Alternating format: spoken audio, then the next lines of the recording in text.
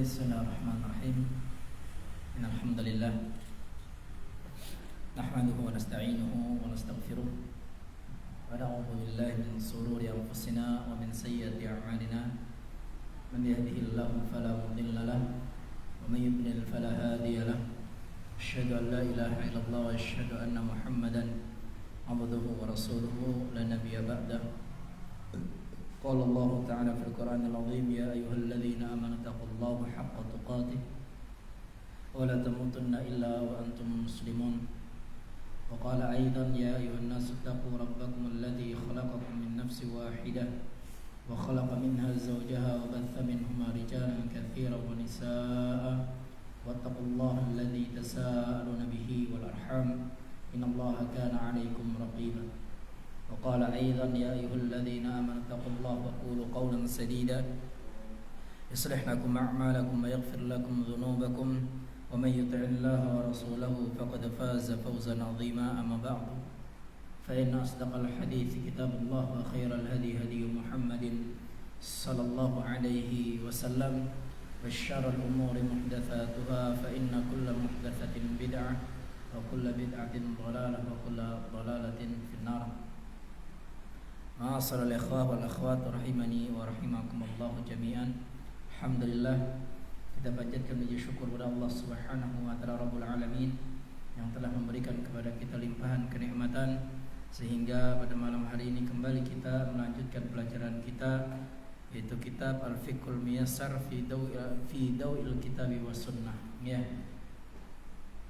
Maka kita masuk pada bab tentang siwak, bab yang keempat terkait dengan siwak dan sunnah fitrah dan sunnah fitrah. Kemarin sudah kita jelaskan bahwasanya siwak ini hukumnya adalah sunnah, hukumnya adalah sunnah fi jamil auqat, di setiap waktu, sampai orang yang berpuasa pun tidak mengapa tatkala dia bersiwak, maka hukumnya adalah sunnah. Dan memang di sana ada waktu-waktu juga yang ditekankan, ketika kita bersiwak di sana ada waktu-waktu kapan ditekankan untuk kita bersiwak. Seperti hendak kita berwudu atau kita bangun dari tidur, ketika bau mulut sudah mulai berubah, ketika membaca Al-Qur'an, ketika ingin sholat.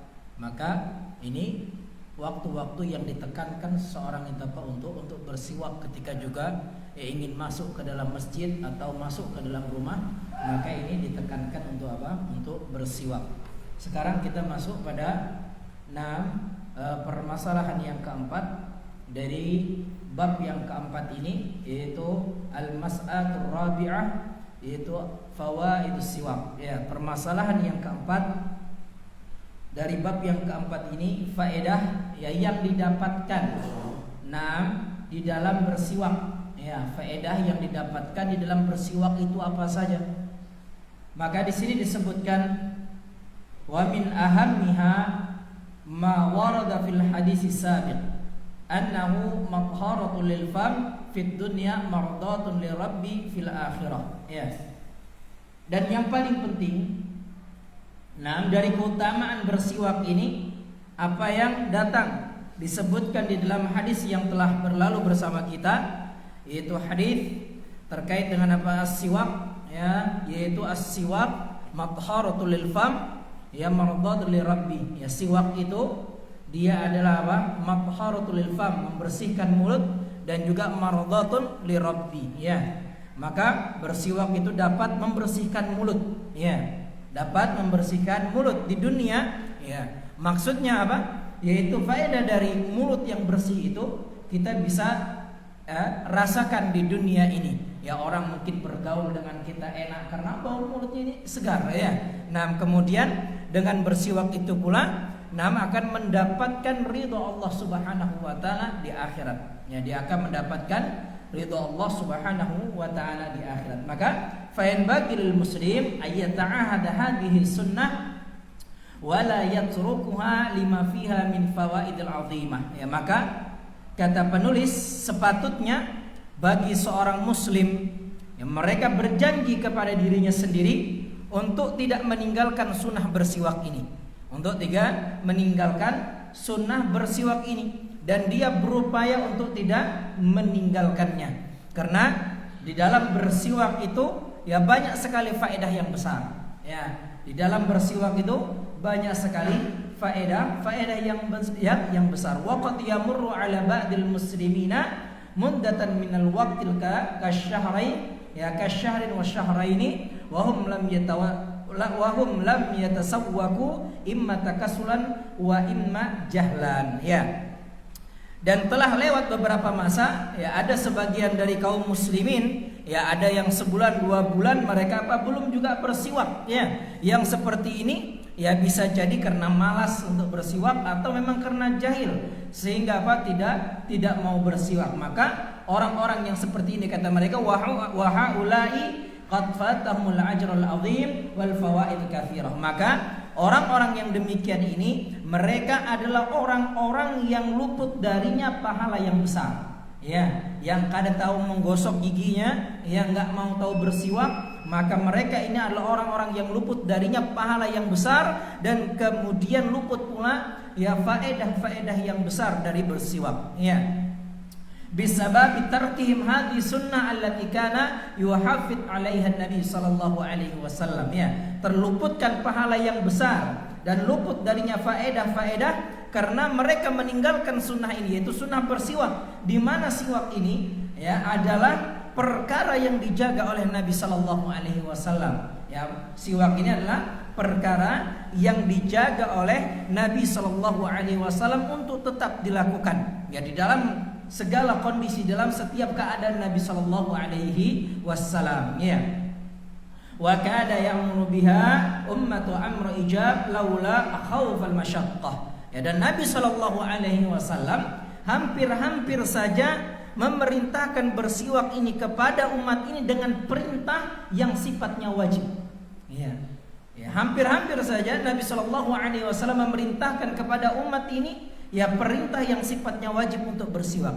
Ya, hal ini ingin sekali dilakukan oleh Nabi sallallahu alaihi wasallam sekiranya kalau tidak ya memberatkan untuk umat ini. Ya, seandainya tidak memberatkan tentu akan wajib, ya diwajibkan oleh Nabi sallallahu alaihi wasallam. Maka ini sekali lagi menunjukkan bagaimana perhatian Nabi sallallahu alaihi wasallam yang besar terhadap umat ini.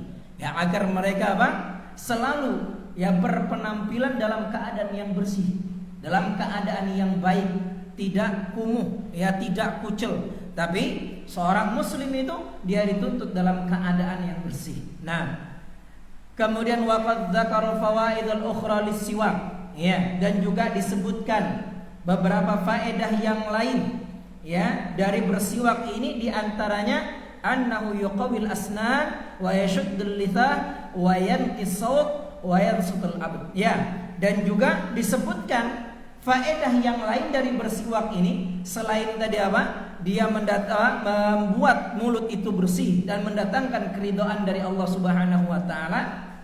Dan disebutkan juga faedah yang lain dari bersiwak ini, diantaranya dia akan menguatkan gigi, ya, akan menguatkan gigi seseorang. Kemudian juga akan menguatkan gusi, akan menguatkan gusi.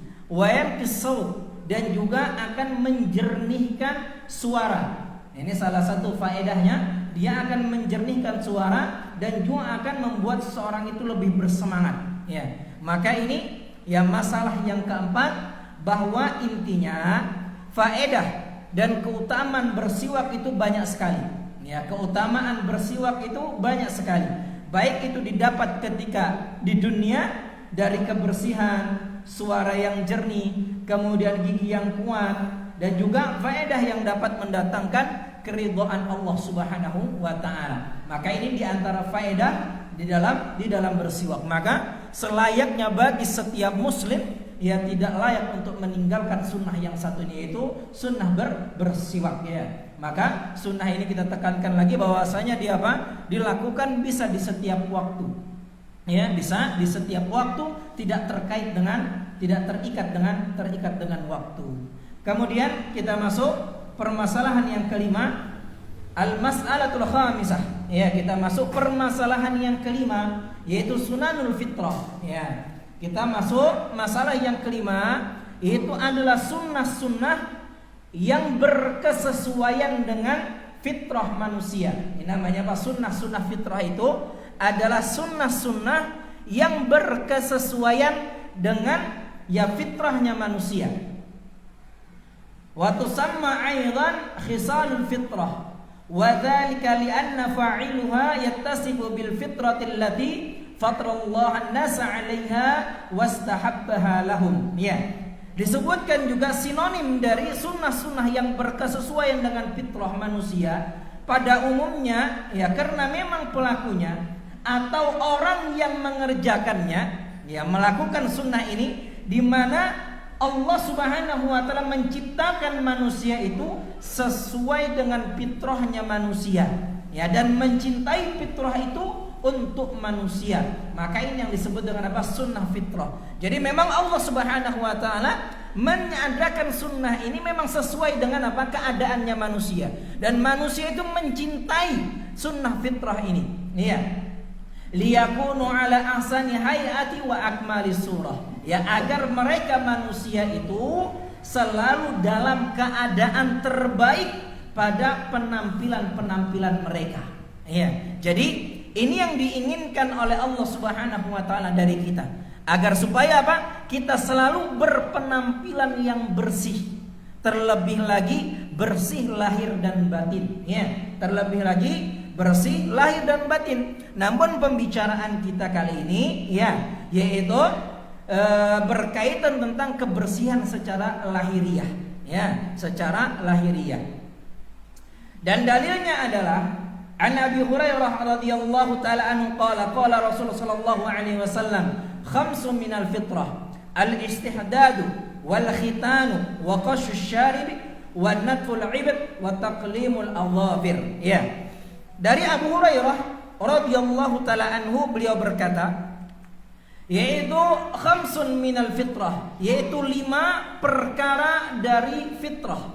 Nah, hadis ini disabdakan oleh Nabi Shallallahu Alaihi Wasallam dengan menyebutkan yang global terlebih dahulu. Ya, jadi Nabi menyebutkan yang umum dahulu, baru setelah itu diikuti dengan dirinci oleh Nabi Shallallahu Alaihi Wasallam. Maka di sini ada faedahnya, fungsinya apa? Untuk memberikan penjelasan sejelas-jelasnya kepada orang yang mendengar, dan juga memberikan rasa ingin tahu kepada si pendengar, yaitu dengan Nabi mengatakan khamsun minal fitrah, ya 5 dari fitrah.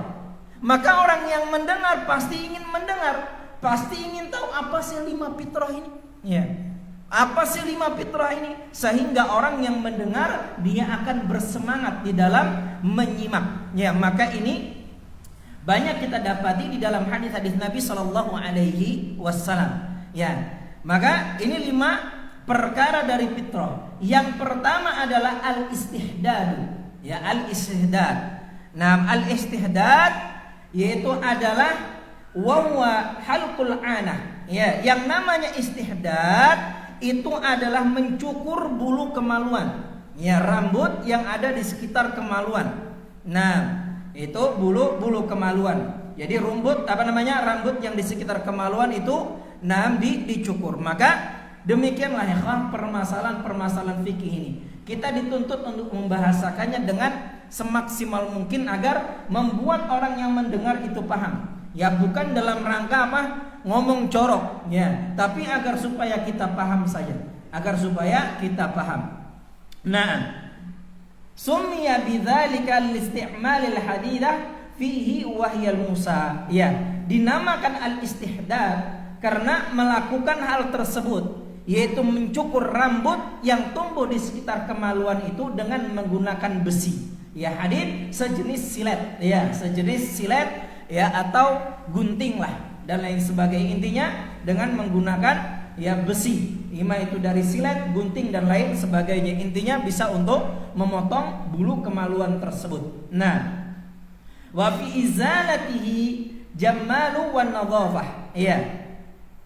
Karena membersihkan bulu kemaluan ini ada unsur kebagusan, dan juga ada unsur kebersihan di dalamnya.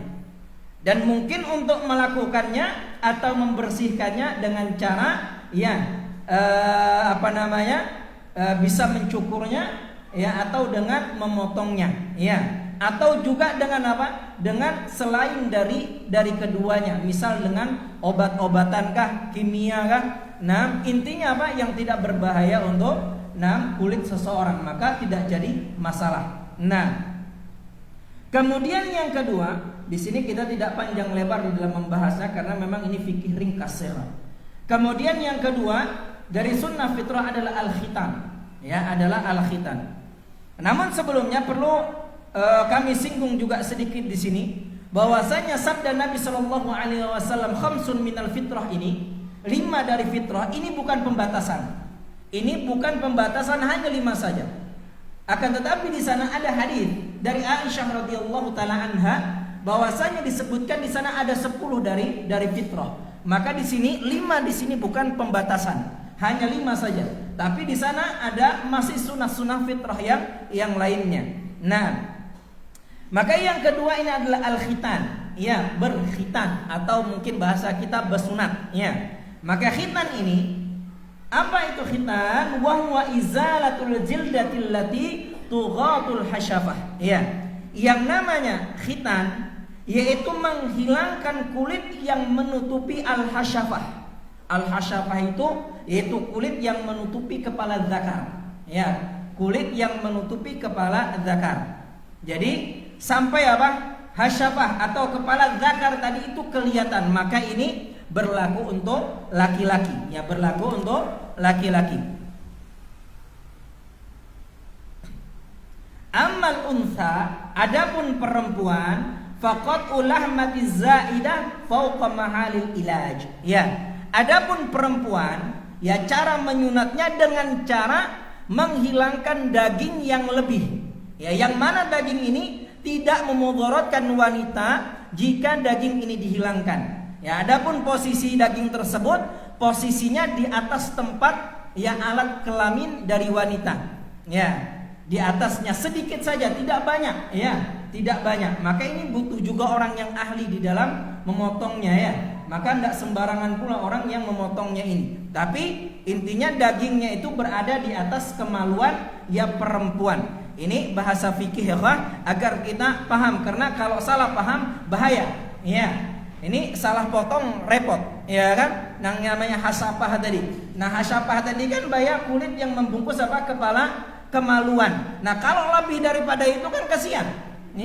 Repot urusannya sampai ke batangnya sana kan repot tatakannya. Nah, ini kan kalau salah paham repot, mana tak kulitnya. Nah, kulit yang mana? Nah, kulitnya kan sampai ke ujung sana. Nah, salah tata kali. Maka inilah bahasa fikih. Kita dituntut memang untuk membahasakannya sedemikian agar bukan dalam rangka jorok, tapi memang supaya kita lebih paham, Nah, dan hasyafah itu dikatakan innaha tushbih urdik, bahwasanya yang namanya itu daging tersebut, daging tambahan itu seperti mirip jengger ayam. Jengger pada ayam. Kalau ayam jago tuh ada jenggernya, maka seperti itulah, mirip seperti itu, Nah, was-sahih, dan yang benar kata penulis di sini, annahu wajibun fi haqqir rijal, sunnatun fi haqqin nisa.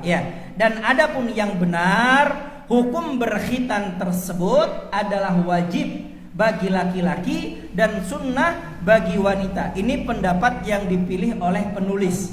Jadi para penulis di sini menguatkan bahwasanya khitan itu wajib untuk laki-laki, adapun untuk perempuan hukumnya sunnah. Akan tetapi di sana ada pembicaraan di kalangan para ulama. Jadi tidak sedikit pula di antara mereka yang mengatakan bahwa hukum khitan pada wanita itu juga wajib. Hukumnya adalah wajib. Dan kami condong, condong kepada pendapat yang wajib.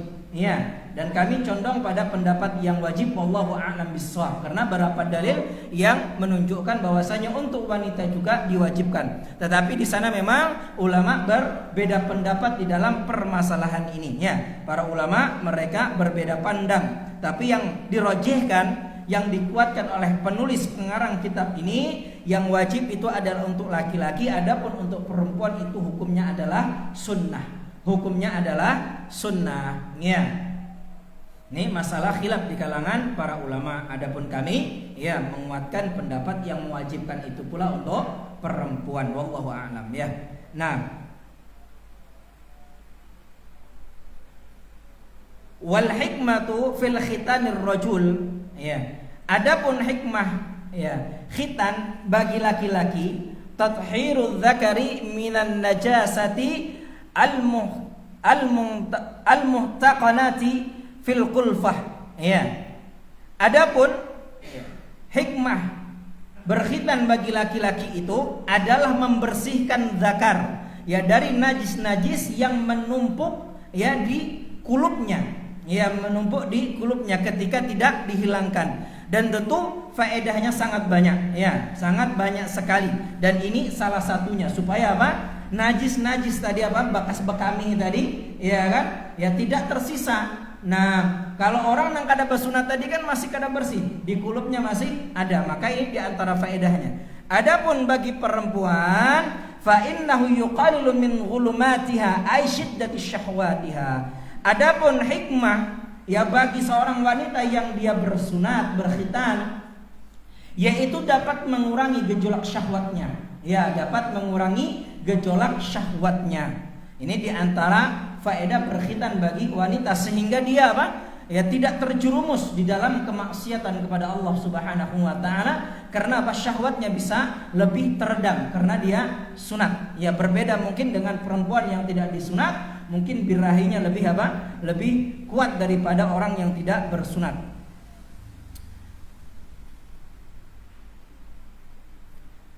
Wa yustahabu ay yakuna fil yaumi sabi' lil mauludi ya. Dan khitan ini sangat disukai dilakukan pada hari ketujuh dari hari kelahiran anak ya. Jadi khitan itu ya ditekankan atau disunnahkan, disenangi. Wa yustahabu ay yakuna fil yaum ya as-sabi' lil mauludah ya. Jadi disenangi khitan itu di hari ketujuh dari kelahiran sang bayi. Namun kita kan banyaknya kada purun lah ya, kebanyakan kada mau kasihan anak masih umur ini piak-piak ini disunatannya kasihan. Tapi ini yang lebih apa? Lebih disukai. Nah, faedahnya li'annahu asra lil bara ya. Faedahnya karena dia cepat sembuh. Ya waktu umur segini ini dia apa? Dia cepat sembuh.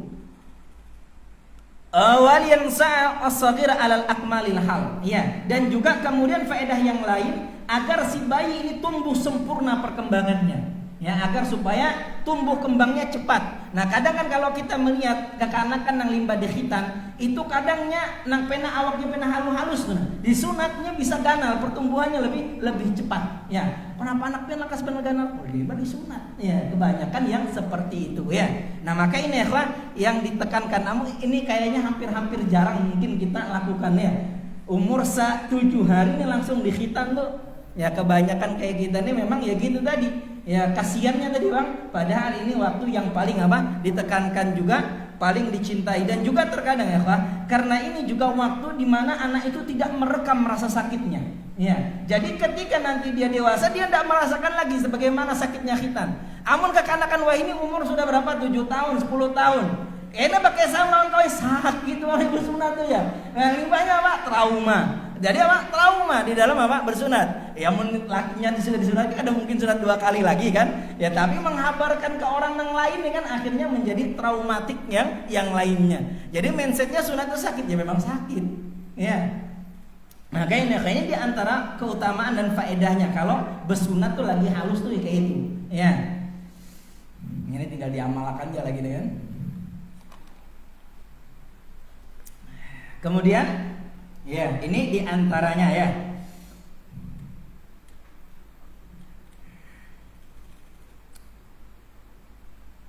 Kemudian juga diantara sunnah fitrah yang ketiga, Di antara sunnah fitrah yang ketiga, qasus syaribi wa ihfa'uha. Ya. Di antara sunnah fitrah yang selanjutnya yaitu memendekkan kumis. Ihfa, ya. Ihfa itu artinya memendekkan sependek-pendeknya. Itu namanya ihfa. Jadi kita di sini apa? Sunnah yang berikutnya yaitu memendekkan kumis. Yaitu wa huwa al-mughalatu fi qassihi, yaitu dia apa? Memendekkan sependek-pendeknya. Lima fi dzalika min at-tajammul wan nadhafah, ya. Wa mukhalafatil kuffar. Ya, di mana memendekkan kumis ini ada unsur untuk memperindah diri, ya. Memperindah diri, dan juga di sana ada unsur kebersihan. Ya, dan di sana juga dari perkara yang tidak kalah pentingnya yaitu adanya unsur untuk menyelisih kebiasaan orang-orang kafir. Ya, maka ada 3 ya fungsi dari apa? Membersihkan apa? Mencukur kumis ini, memotong kumis. Ya, yang pertama tadi apa? Untuk tajammul, keindahan. Yang kedua untuk kebersihan. Yang ketiga untuk menyelisih orang-orang kufar. Maka demikianlah ya agama kita ini agama yang sempurna. Ya, di samping mengajarkan kita untuk membersihkan hati kita dari penyakit ya yang mungkin menempel di hati kita seperti riya, ya bid'ah. Maka di sini pula kita diajarkan untuk memperhatikan penampilan zahir kita. Ya, di antaranya adalah permasalahan kumis ini, maka harus diperhatikan. Ya, harus diperhatikan. Maka pada dasarnya orang yang memanjangkan kumis itu mereka adalah orang-orang yang menyelisih sunnah Nabi Sallallahu Alaihi Wasallam. Ya, orang-orang yang mereka menyelisih sunnah Nabi Sallallahu Alaihi Wasallam. Nah,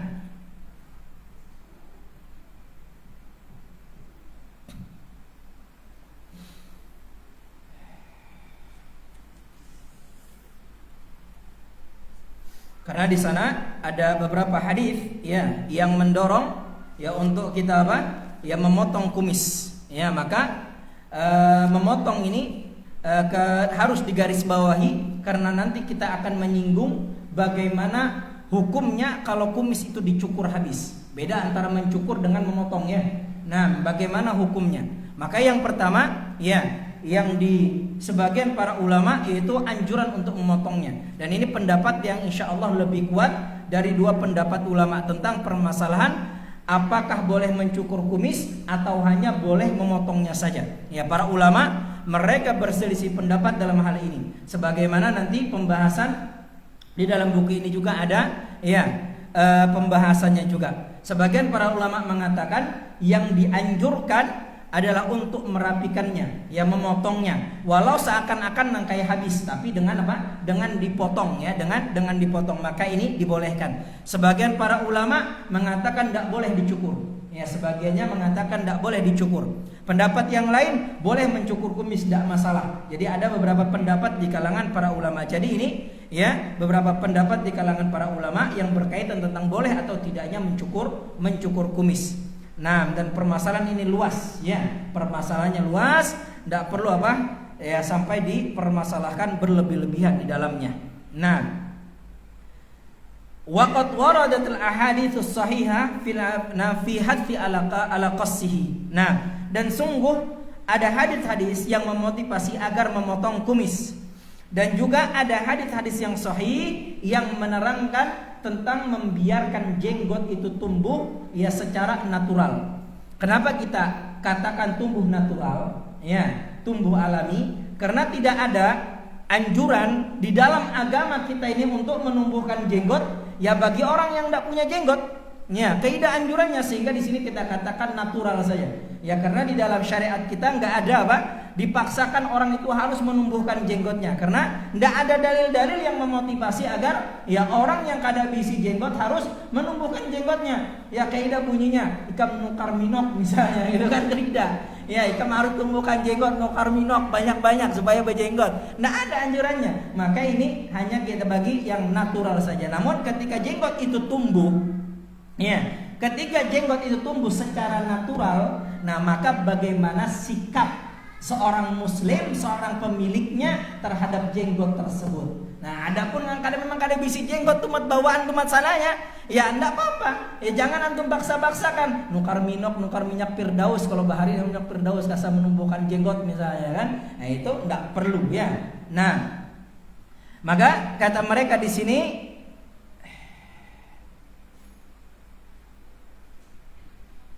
wa ifa'ul liha wa irsaliha wa iqramiha, ya lima fi baqa'il lihyah min al-jamali wal madhari ar-rujulah, ya wa madhari ar-rujulah. Maka yang dituntut bagi seorang muslim itu adalah membiarkan jenggot itu tumbuh, ya membiarkan jenggot itu tumbuh. Merawatnya boleh, ya misal mencucinya, tapi untuk mengusiknya dengan cara memotong maka ini tidak boleh. Ya, meskipun di sana ada riwayat dari Ibnu Umar radhiyallahu taala anhu yang beliau menyatakan bolehnya memotong jenggot, ya jika panjangnya itu sudah melebihi satu qabdah, satu genggaman. Ya, satu genggaman ini ya perbuatan siapa? Ibnu Umar radhiyallahu taala anhu. Ya, tapi perbuatan Ibnu Umar ini diselisihi oleh para sahabat-sahabat yang lebih utama daripada Ibnu Umar radhiyallahu taala anhuma. Maka dalam masalah ini ya jelas sekali harus kita kembali kepada dalil, ya bahwasanya Nabi Shallallahu alaihi wasallam mengatakan jenggot tersebut harus dibiarkan. Ya, harus dibiarkan, tidak boleh dipotong seberapapun panjangnya. Ya, tapi kalau memang mengganggu, ya mengganggu misalnya sudah sampai ke dada atau sampai ke mana, sampai ke parut misalnya mahaut, maka boleh untuk dipotong, ya. Nah, kemudian juga di antara hikmah, ya di antara salah satu dari sekian banyak hikmah, ya jenggot itu ditumbuhkan pada laki-laki itu adalah di sana ada keindahan, ya ada keindahan, dan juga di sana menunjukkan kejantanan bagi seorang laki-laki. Ya, ini kejantanan bagi seorang laki-laki. Ini bagi orang-orang yang Allah Subhanahu wa taala muliakan dengan apa? Dengan jenggot, maka dia harus pede. Ya, dia harus percaya diri menjadi seorang laki-laki ya yang berjenggot. Ya, karena di situ ada lambang kejantanan. Ya, lambang dari kejantanan. Nah, sebagaimana disebutkan di sini, waqad agaza katsirun minan nas. Ya, sebagaimana sungguh telah terjadi keterbalikan dari mayoritas manusia, yaitu ya kebanyakan mayoritas laki-laki. Mereka terbalik, di mana ya mereka itu pola pikir mereka justru berseberangan dengan fitrah, berseberangan dengan fitrah. Fasaru yuwaffiruna syawaribahum ya wa yahluquna lihahum. Nah, mereka itu malah berlomba-lomba untuk memanjangkan kumis dan malah mencukur jenggot mereka atau memendekkannya. Ini terjadi apa? Keterbalikan. Yang seharusnya kumis itu dipotong, jenggot dibiarkan, ini terbalik, malah jenggot nang dipotong, nah kumis nang dipanjangkan. Nah, maka ini terbalik ya. Kondisinya apa?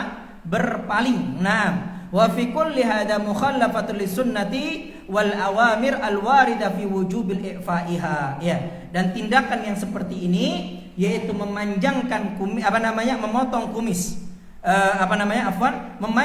memanjangkan kumis dan mencukur jenggot, ini merupakan pelanggaran terhadap sunnah, ya, terhadap syariat Nabi Shallallahu alaihi wasallam, yaitu ya perintahnya wajib untuk membiarkan jenggot untuk tumbuh, tapi malah dipotong, ya malah dipotong. Maka ini keterbalikan. Nah, minha diantaranya ada hadis yang menunjukkan bahwasanya Nabi Shallallahu alaihi wasallam bersabda dari hadis Abu Hurairah radhiyallahu taala anhu. Nabi Shallallahu alaihi wasallam beliau bersabda, "Juzus syawariba wa arkhul liha wa khaliful majus." Ya. Dan di antara hadis yang menunjukkan wajibnya untuk memelihara jenggot adalah hadis Nabi Shallallahu alaihi wasallam dari sahabat yang mulia Abu Hurairah radhiyallahu taala anhu. Ya, kata Nabi Shallallahu alaihi wasallam, "Jujus syawarib." Ya, potonglah kumis kalian. Wa arkhul liha. Ya, dan biarkanlah jenggot itu terurai. Wa khaliful majus, ya untuk menyelisihi orang-orang Majusi. Jadi bagaimana orang Majusi itu? Kebalikannya. Iya, dari perintah ini. Ya mereka apa? Mencukur jenggot dan mereka membiarkan kumis. Sekarang Ustaz, orang-orang Majusi juga ya apa? Ya apa namanya, mereka berjenggot juga. Berarti kita harus menelisik orang Majusi dong. Kita potong dong. Nah, iya nih subhatnya nih kan. Ya ini main subhat lagi ya. Ya orang Majusi ini, orang kafir juga berjenggot Ustaz. Berarti kita nyelisihi mereka dong. Ya ini ngawur pemikirannya ya. Ini pemikiran yang gak kena ya. Ini dalil yang pertama. Kemudian hadis yang kedua, hadis Ibnu Umar radhiyallahu taala anhu ma'an Nabi sallallahu alaihi wasallam, khaliful musyrikina yawafirul liha wa ahfus syawarib. Ya, dan dalil yang kedua adalah hadis dari Ibnu Umar radhiyallahu taala anhuma dari Nabi sallallahu alaihi wasallam, selisihilah oleh kalian orang-orang musyrik dengan cara biarkanlah jenggot dan rapikanlah kumis. Ya. Dan perlu kita sampaikan di sini ya bahwa peranan orang-orang kufar di dalam merusak agama ini sangat luar biasa besarnya. Bahkan tidak ada kerusakan di dalam agama ini yang dilakukan oleh orang-orang muslim melainkan itu bentuk ikut-ikutan kepada orang-orang kufar. Ya, bentuk ikut-ikutan kepada mereka. Jadi yang harus kita lakukan sebagai seorang muslim dan muslimah, kita harus punya ciri khas tersendiri. Ya, kita harus punya ciri khas. Kita harus bangga dengan agama yang telah Allah Subhanahu wa taala pilihkan untuk kita. Maka kita harus bangga ya dan bersyukur kepada Allah Subhanahu wa taala. Ini ya permasalahan jenggot dan kumis ini saja. Ini kita harus bersyukur kepada Allah Subhanahu wa taala. Ya. Ya hanya saja di sini kita ingin melengkapi mana yang lebih afdal bagi pria itu mencukur kumiskah atau ya memotongnya. Jadi sebagian para ulama mengatakan yang paling afdal adalah memotongnya, ya, bukan mencukurnya. Berdasarkan kisah dari sahabat Mughirah bin Syu'bah, wa kana syaribuhu wafiran. Ya, dahulu sahabat Mughirah bin Syu'bah ini suatu hari beliau datang kepada Nabi sallallahu alaihi wasallam dalam kondisi kumisnya ini kumisnya panjang. Maka fanadhara ilaihi Rasul sallallahu alaihi wasallam, maka Rasul sallallahu alaihi wasallam pun melihat kepada Al-Mughirah bin Syu'bah. Kemudian beliau akhadha siwak, kemudian beliau mengambil siwak, mengambil sebatang siwak, kemudian meletakkan sebatang siwak di atas bibir atasnya Mughirah bin Syu'bah, kemudian beliau mengambil gunting dan memotong kumis beliau. Maka di sini kata para ulama, wala yaf'alu Nabi sallallahu alaihi wasallam li ashabihi illa afdal. Maka ya perkara atau kata para ulama, Nabi sallallahu alaihi wasallam tidaklah berbuat sesuatu perkara untuk sahabatnya kecuali itu yang paling afdal. Itu yang paling utama, yaitu dengan memotongnya. Sehingga dari kejadian ini para ulama menyimpulkan bahwa yang paling afdal, yang paling utama di dalam masalah kumis ini adalah memotongnya, bukan mencukurnya. Meskipun mencukurnya bukan sesuatu yang perlu kita habiskan energi kita untuk membahas dan mengingkarinya, karena ini masalah apa? Masalah khilafiyah di kalangan para ulama. Kemudian kata penulis di sini, fa'alal muslim ayyaltazima bihadzal hadi Nabi sallallahu alaihi wasallam wa yukhaliful a'da. Dan hendaknya kata penulis seorang muslim itu komitmen, ya dia komitmen dengan mengikuti petunjuk Nabi sallallahu alaihi wasallam. Apa yang dimaksud petunjuk kenabian itu yaitu di dalam perkara memotong kumis dan membiarkan jenggot itu tumbuh. Dan hendaknya seorang muslim itu juga menyelisih kebiasaan musuh-musuh Islam. Ya bukan malah justru mengikuti mereka.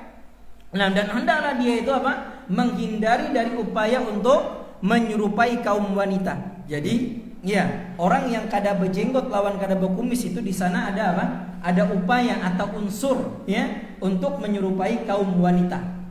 Tapi ini yang ditatak tadi. Iya, adapun yang memang kada tumbuh lalu ini kada masuk hitungan. Ini yang kita bahas kalau memang dipotong. Iya. Maka ya sama-sama kita ketahui bahwasanya kaum wanita kan tidak berkumis kecuali mungkin ada memang gen dan lain sebagainya ya. Mereka tidak berkumis, tidak berjenggot. Maka ketika ada laki-laki mereka tidak berkumis dan tidak juga berjenggot dengan sengaja dia hilangkan, bukan karena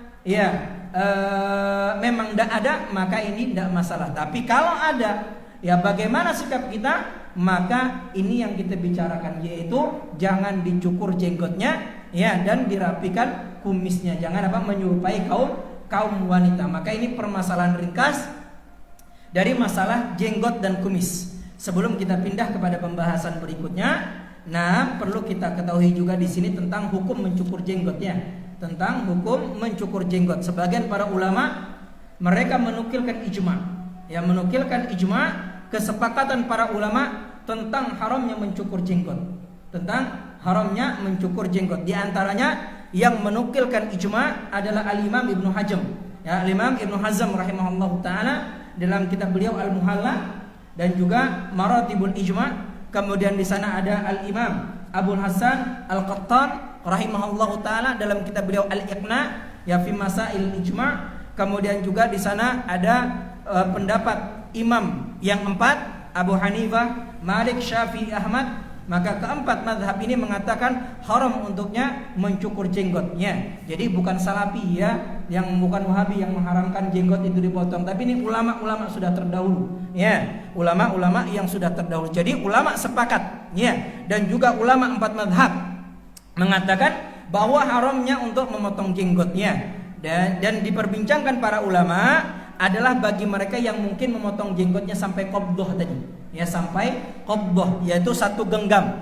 Ini berdasarkan perbuatan dari Ibnu Umar dan juga perbuatan dari Abu Hurairah radhiyallahu taala anhu. Ya, sebagaimana yang kita jelaskan di awal tadi, bahwasanya ini hanya perbuatan mereka ya saja. Akan tetapi perbuatan mereka ini banyak diselisih oleh para sahabat, di antaranya Abu Bakar, Umar, ya, dan yang lainnya di antara sahabat-sahabat kibar dan juga Nabi sallallahu alaihi wasallam. Maka yang aula, yang bagus bagi kita adalah kembali kepada sunnah Nabi sallallahu alaihi wasallam, yaitu kata Nabi sallallahu alaihi wasallam, judus syawarib wa arkhul liha wa khaliful majus. Ya, potonglah kumis kalian dan ya panjangkanlah jenggot kalian dan selisihilah orang-orang Majusi, ya, orang-orang Majusi.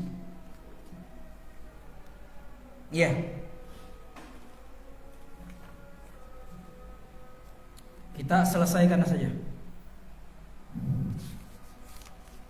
Masih panjang ya. Ada 2 lagi, insyaallah. Insyaallah kita cukupkan saja dulu. Insyaallah pekan depan akan kita selesaikan. Nah, pembahasan sunnah fitrah ini tinggal 2, yaitu memotong kuku dan juga mencabut bulu ketiak. Insyaallah kita juga minggu depan akan masuk bab wudu, ya, bab terkait tentang wudu. Ya, ini juga penting ini, bab wudu. Ya, maka ini ya kita mulai fikih dari awal. Ya, yang mungkin baru-baru ikut, dia mulai belajar, maka ini pas untuk kita mulai belajar lagi terkait dengan wudu dan sebagainya. Wallahu ta'ala bishawab. Mungkin yang bisa kita sampaikan. Kita tutup dengan doa kafaratul majlis.